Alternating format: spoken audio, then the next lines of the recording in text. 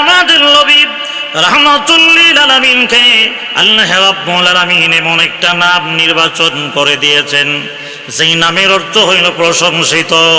অর্থাৎ আমার নবী রাহমাতুল লিল আলামিনের প্রশংসা স্বয়ং আল্লাহ রাব্বুল আলামিন করেছে।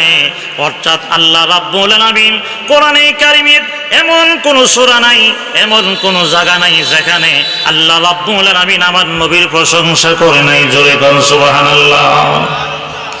আদম নবী থেকে নিয়ে ঈসা আলাইহিস সালাম পর্যন্ত এই পৃথিবীর জমিনে আল্লাহ রাব্বুল আলামিন যত নবী রাসূল বানিয়েছে সব নবী রাসূলরাই আমরা নবী রাহমাতুল লিল আলামিনের প্রশংসা করেছে। জোরে কোন সুবহানাল্লাহ।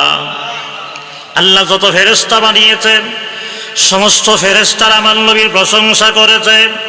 এই দুনিয়ায় যত সাহাবীরা ছিল সব সাহাবীরাই আমার নবীর প্রশংসা করেছে। ওলিয়া উলিয়া গাউস কুতুব এক কথায় পৃথিবীতে যত মানুষ আল্লাহ রাব্বুল আলামিন বানাইছে সমস্ত মানুষেরাই আমরা নবী রাহমাতুল লিল আলামিনের প্রশংসা করেছে। জোরে কোন সুবহানাল্লাহ। শ্রেষ্ঠ নবী আমাদের নবী এমন একজন নবী যেই নবীর প্রশংসা আল্লাহ তাআলা নিজে করেছে, সবাই করেছে।